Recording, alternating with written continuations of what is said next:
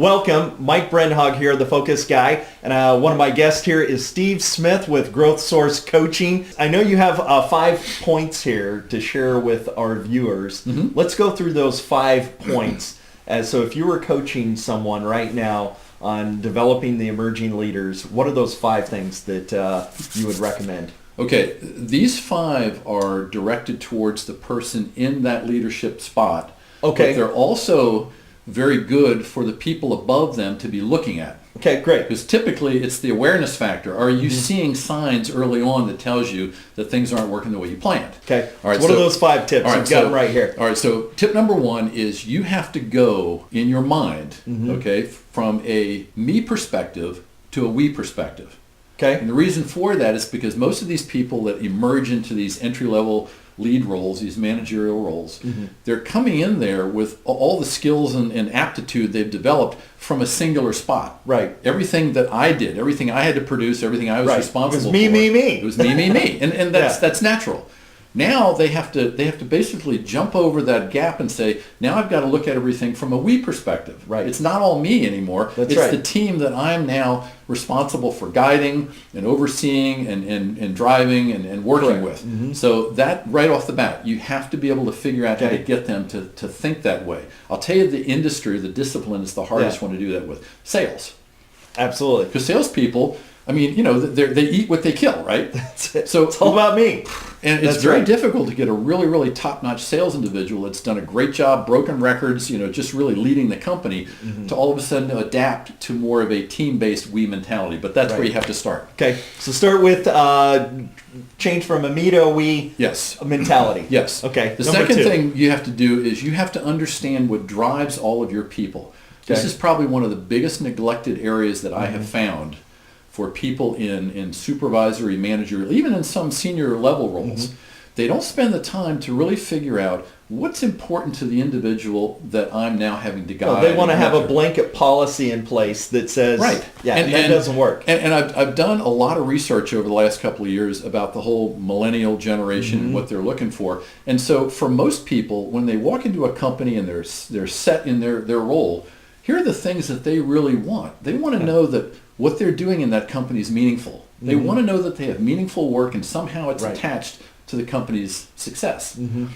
They want to know that they're being appreciated for the work they're doing. Right. Okay? They also want to know that there's opportunities for them to develop.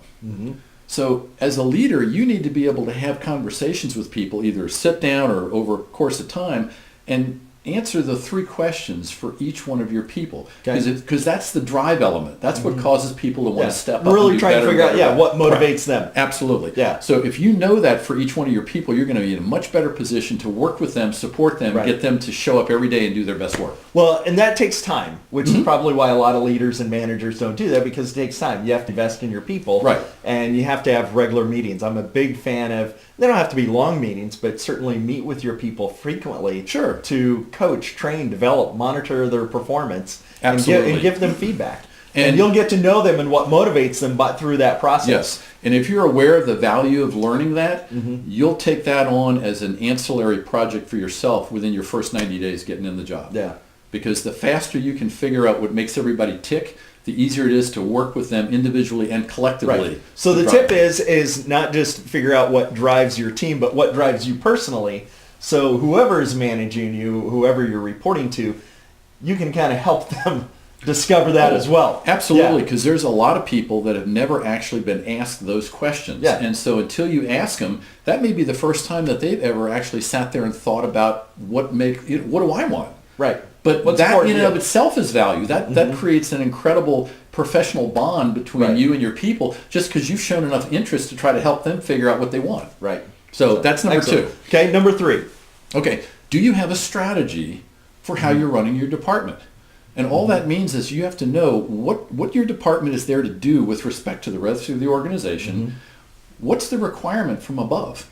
What do the people above you want you to accomplish, and how are you going to get there? And it's not a matter of just jumping in and just putting a laundry list together and saying, okay, we got to do this, and this. Because you get down the weeds like that, and you've just completely wiped strategy off the map. That's right. You really have to have a game plan of not only what we're in charge of doing, but how we're going to get there. Well, and it has to be in alignment, like you said, with upper management and the company goals. And oftentimes when you look at it, organizations are so compartmentalized that everybody operates. You may have a supervisor or manager of this department, but if their goals, their activities on a regular basis are not in alignment with the company goals, they can be going in completely different directions. And one of the things that I learned as a young manager with some large companies I worked with years ago, and I've actually helped people that I work with now do this, is once you're in that role, one of the things you need to do, and you could do it every couple of weeks, every month, just depending on kind of the flow of the business, is go around and meet with the heads of the other departments you touch. Find out what they're trying to accomplish, how your working relationship can help them, because that's going to really add to whatever strategy you adopt. Because if you can get other departments to work in concert with you, that doesn't happen too often. No, it doesn't. Very because few people companies don't actually think do that. about reaching outside of their own box and talking to the people in the box next to them. They're in their own little world. Absolutely. That's right. Absolutely. Okay. So what's the next one, Steve? Okay, number 4, and I took this from who's the guy that wrote the Seven Habits? Stephen Covey. Stephen Covey. Okay, yeah. I think this was habit number 5. Okay, but it's first seek to understand. I love that. And here's the biggest issue, because I get a lot of calls from people that we need these people in our ranks to be tuned up.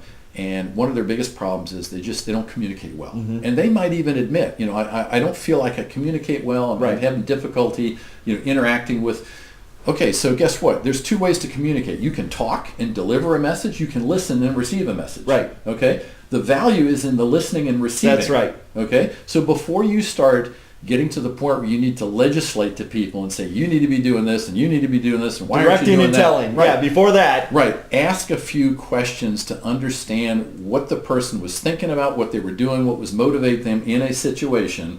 Learn about the core issue that affected the problem. Because let's face it, the other thing that managers get into and they're totally unprepared for is conflict resolution. Oh yeah. Okay. You're going to have conflicts every single week. Every single week. And it's like, I don't really want to do that. Well, guess what? There's immense power if you know how to do it. And one of the ways to do it is to just ask questions. Find out what's actually going on. Yeah, and so you can better understand each individual, so that when conflicts do arise, you have a better understanding. Actually, it goes back to your other point of number 2, what drives people. Same thing. When you can seek first to understand and listen and ask those questions, you will have a better understanding of what drives people. Yeah, I mean, some of these principles have multiple areas that they work in. Right. But if you get used to talking less and asking more questions that invite people into the conversation, into the discussion, even if it's a tough discussion. Right. Okay. Not only will you learn what's really happening, but in the course of getting people to buy onto a solution, they're more likely to take ownership for that, as opposed to you dictating it, and then they're walking off. And that's key, because what does every business owner or executive want? They want their employees to be engaged. They want them accountable for stuff. And when there's no accountability, nothing happens. Yeah. Right. And if you don't follow, these are great tips. So go ahead and share the last tip that you have here, Steve. Okay. Your role as a developer. Okay, let's face it, when you first enter into a role, say you're in a management role, an assistant director role, now you're at the director level, you've got an entire department in front of you, so now it's all on you. Okay? There's going to be a certain amount of ramp up time where you're just learning how to do things for yourself. But at some point, you need to start looking at your own organization. Who can I develop to be able to do things to take their game up, to make them more contributory, more valuable to the department? And believe me, I mean, I didn't come up with this, but I know it's been out there used, is work yourself out of a job. Figure out how to bring everybody else's game up to the point where the department is doing most all of the work. And you mean it's running smooth and you're not you're not living in chaos? Right, you're not living in chaos. So when does that need to start? I think the developing needs to start at about the same time when you're asking people what drives them. Because that kind of a conversation is going to allow you to start seeing what people have the desire and the drive to want to learn and move up. So you can be having thoughts early on about, okay, if I know kind of where I'm going, where I want to take this, I know what the goals are from up above, and I'm talking to folks to find out what drives them, what they want, what they see as their own future. That's going to allow me to start thinking about, okay, at some point down the road, this guy might be good for that. Now, that requires a lot of really strategic orientation, and a lot of people just a lot of planning in advance. A lot of advanced planning. Yeah, and I think that ties back to our earlier conversation that we were talking about in developing your emerging leaders, and that the time when you think that you're ready to grow or you're going to promote somebody, if you haven't been following Steve's 5 tips here and thinking about it in advance, it's going to be too late. Certainly go ahead, like, share, and subscribe. But not only that, you'll find Steve's information in the video description box below, as well as links to the website. And hope you guys have an awesome day.